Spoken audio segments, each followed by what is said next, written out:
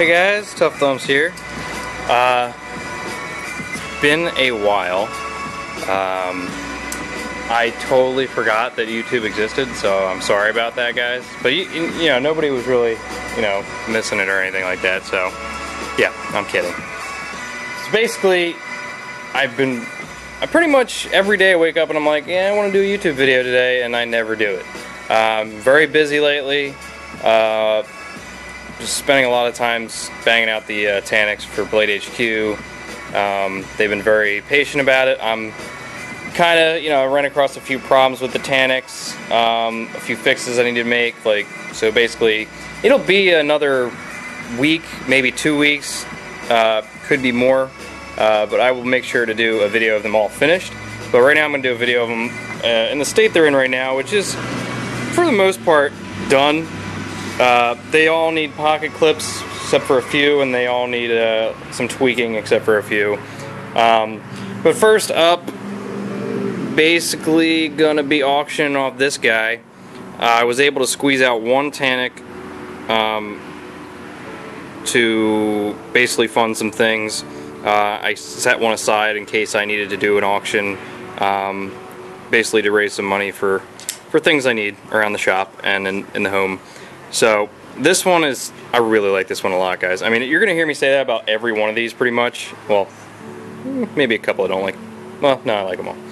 But this one is interesting because I basically took tanic and took it to a different level. You guys, if you watch me on Instagram, you saw it was like a bright greenish color. Very similar to a Jerry McGinnis I saw recently. But it is now like a really, like a dark green. Like there's greens, blues, blacks, grays in there. It's crazy the way this turned out. I'm not going to tell you guys the process, but it's got texturing to it. It's just really clean, really subtle, but badass looking. This side is really heavily dark stone washed. The pocket clip matches the front. I'm probably going to darken it up a little bit more. And the blade is not acid washed. I achieved this look a different way, and I'm going to keep that to myself. So basically there's no chemicals involved in any way. But this one's nice and centered. It's got a nice, really shiny, greenish blue, kind of matches everything, ties everything together. Centering's good, really good on this one. The action's ridiculous on this guy. Super smooth. I just took it out of the, just got it back together so it's not as smooth as it was, and there's some lube on there, but this thing is insane. So, and some of you guys might notice this little cutout here. I don't know why I did it. I like the way, I kind of like the way it looks. It doesn't do anything. That whole area of the lock bar is basically useless anyway. So it's material that could possibly get in the way of the lockup, and it's never going to be something that needs to be there. Doesn't bug me one bit. May bug some of you. I don't care if it does. I mean, this knife works absolutely flawlessly. It's super solid, and it's just really sharp. I mean, that edge is like paper thin, so. But it's just something on the knife.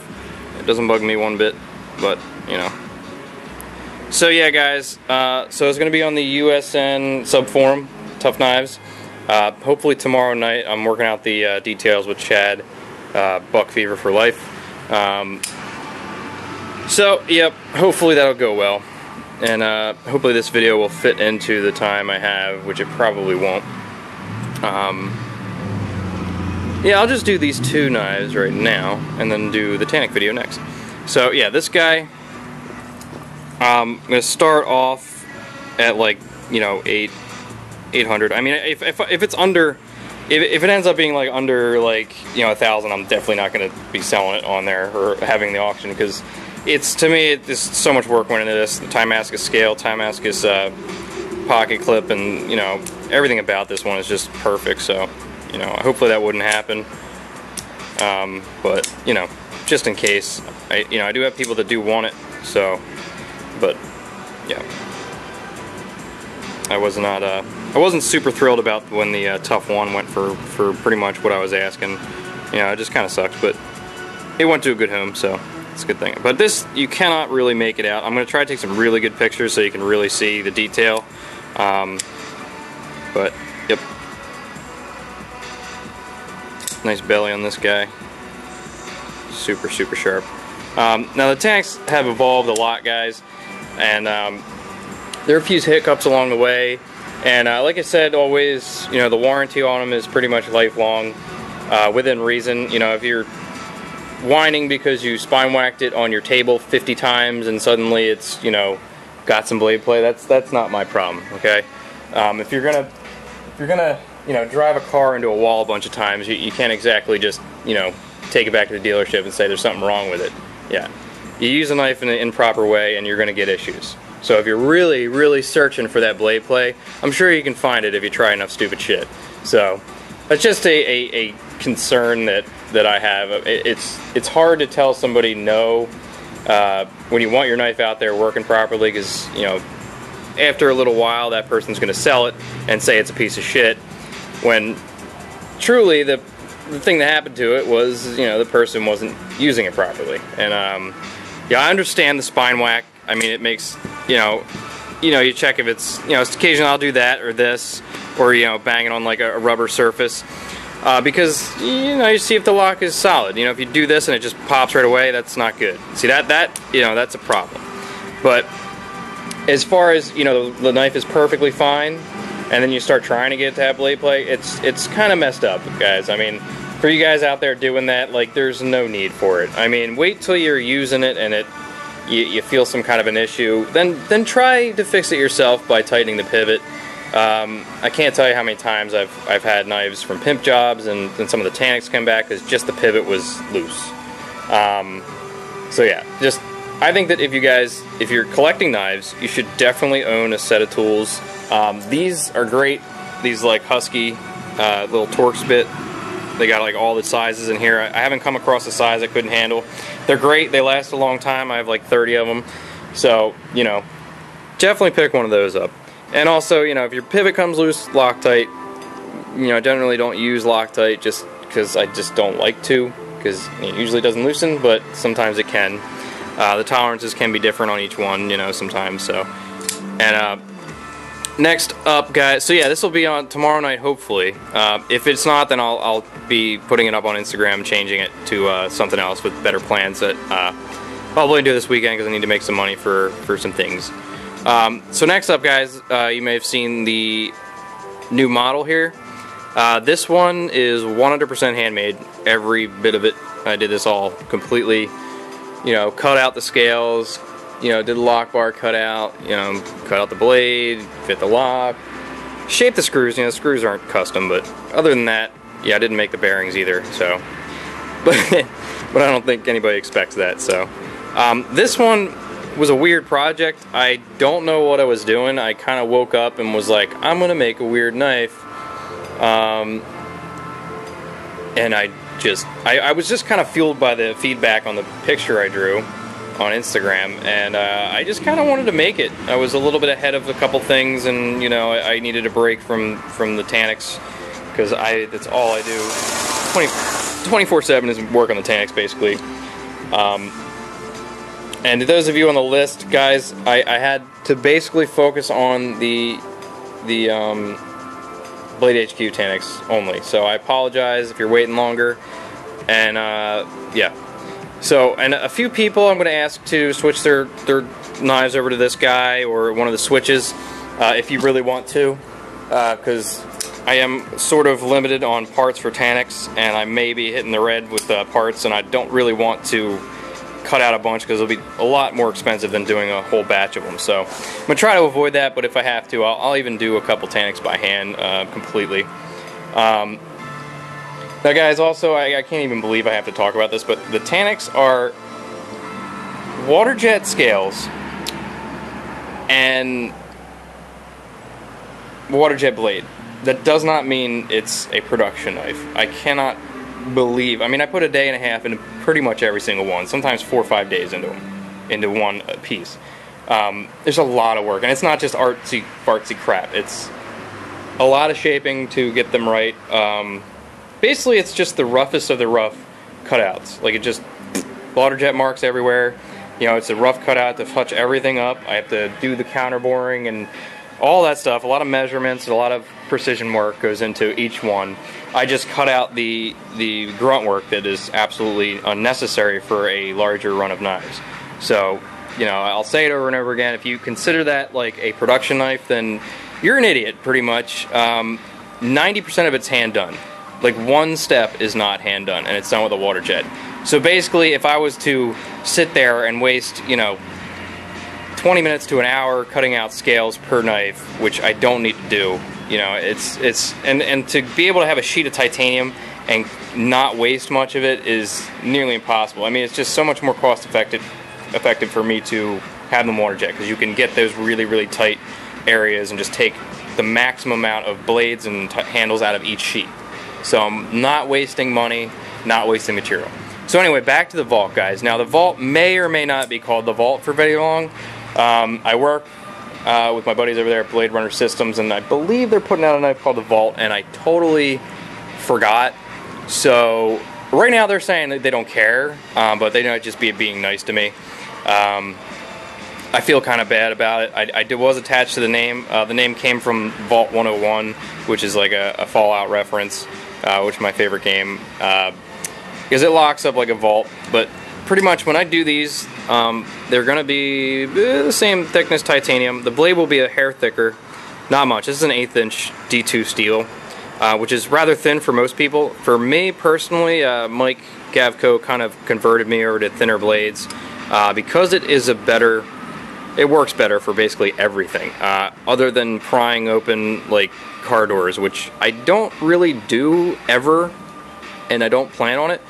And if I do have to, I think breaking my blade off in there is not going to be my biggest concern, because I'm trying to basically pry a car door open, so whatever that reason is for.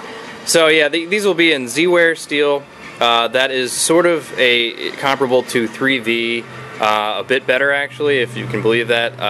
It came highly recommended from Alpha Knife Supply, and Strider uses the steel, so I am a big fan of Strider, and I know their knives are great as far as the blades go, and the steels are always great choices, and mixed Strider, and the guys at Strider know what they're doing. So yeah, and it just sounds cool, Z-Wear. But I'm really excited to work with it, and it's probably going to be on these, on the switches, and also on the project I have coming up with it's a collaboration. I can't talk about it right now, so yeah. But this guy is 9 inches overall, 4-inch blade, 5-inch handle. It's a big motherfucker right there. But it is, I mean, I've been carrying it since I made it, and I absolutely love it. The beveling was something I've always wanted to do, but I never quite do it, because it doesn't look right on the Tanics. I've done it multiple times before contouring the scales, because I can test it out and thin out the sides before I contour. And I've just with that back curve here, it just doesn't work. You need the technical like angles and everything, and it's kind of like a compound grind going on here. It's basically the width of the belt there, the 2x72, just flat on there.